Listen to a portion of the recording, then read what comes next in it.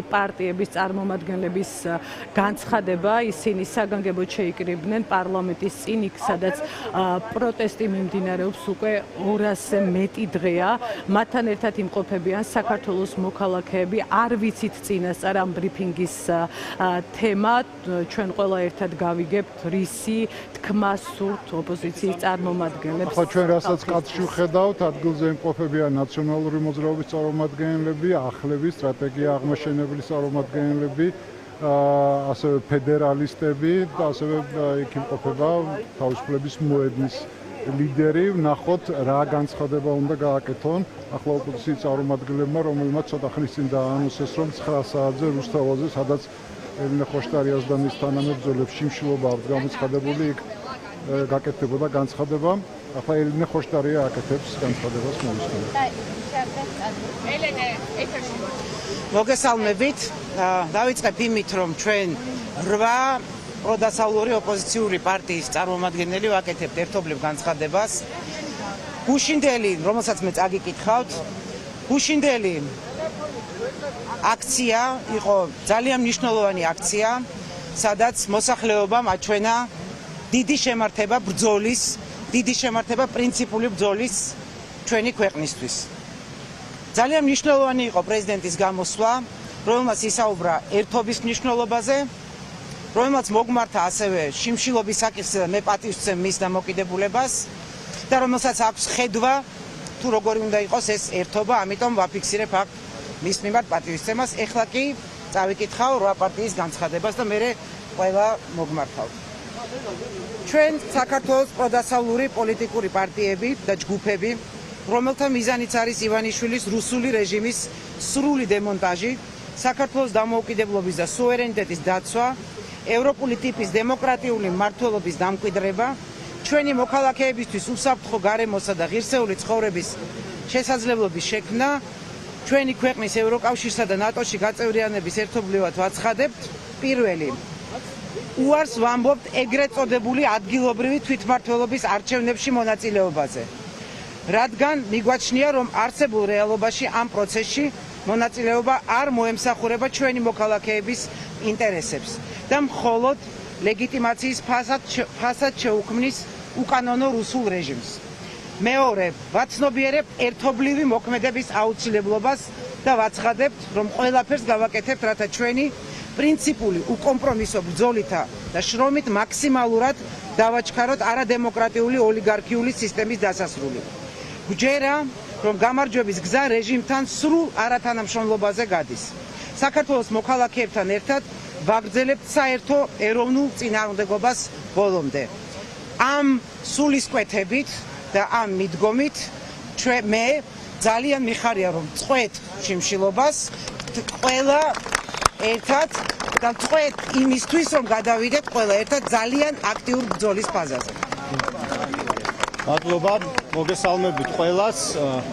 მე მინდა თქვა, რომ ჯერთი მივესალმები ელენეს გადაწყვეტილებას, იმიტომ რომ ამ ბრძოლას სჭირდება ყველას მხნეობა, ყველას ჯანმრთელობა. მივესალმები იმ ერთობას და ერთიანობას, იმ იდეების და პრინციპების გარშემო, რაც ამ საერთო განცხადებაში იქნა წაკითხული. ჩვენ ვიმუშავებთ ერთად იმისათვის, რომ ქართველი ერის, საქართველოს მოქალაქეების საერთო ამოცანები შესრულდეს. ეს არის თავისუფალ ევროპული ტიპის დემოკრატიაში ცხოვრება, სახელმწიფოს დაბრუნება და ამ ქვეყანაში დემოკრატიის, ადამიანის უფლებების და კანონის უზენაესობის პატივისცემის საბოლოო დამკვიდრება.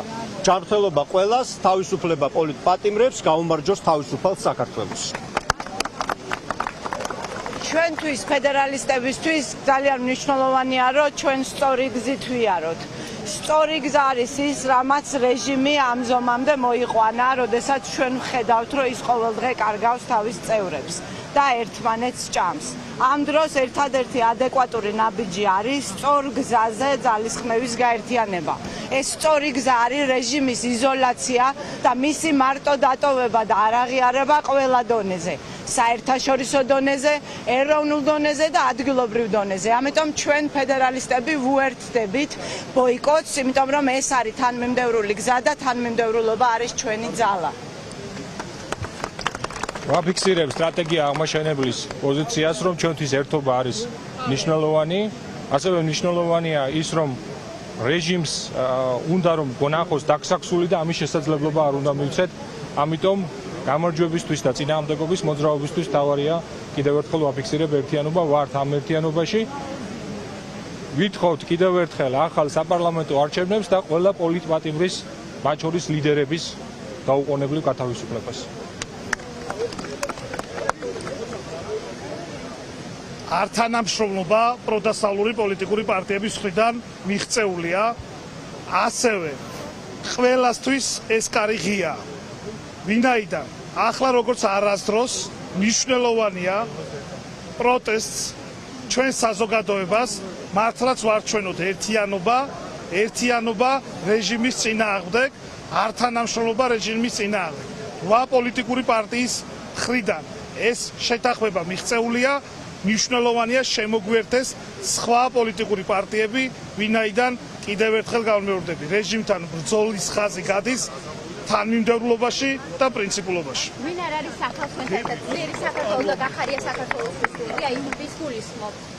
მათ შორის მათაც.